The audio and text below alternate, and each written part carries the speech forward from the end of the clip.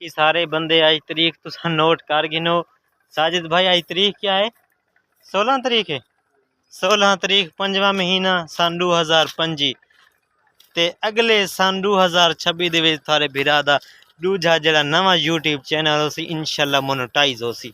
ਤੇ ਤੁਸੀਂ ਦੋਸਤਾਂ ਅੱਜ ਹੀ ਚੈਨਲ ਮੈਂ ਬਣਾ ਦੇ ਸਾਂ ਸਾਰੇ ਦੋਸਤਾਂ ਮੰਨ ਕੇ ਤੁਸੀਂ YouTube ਤੇ ਮੰਨ ਕੇ ਸਾਰੀਆਂ ਸਬਸਕ੍ਰਾइब करना है ते वीडियो भी आवे सन। ठीक हो गया। सारे दे सारे बंदे वने जितने ही फेसबुक दे 1,28,000 फॉलोवर तकरीबन 50,000 ते सब्सक्राइबर होना चाहिए। तुसां गाल को सीरियस गिनना, बिल्कुल मजाक नहीं समझना। ते इंशाल्लाह वल फुल भार दे नाल YouTube ते आंदे पे।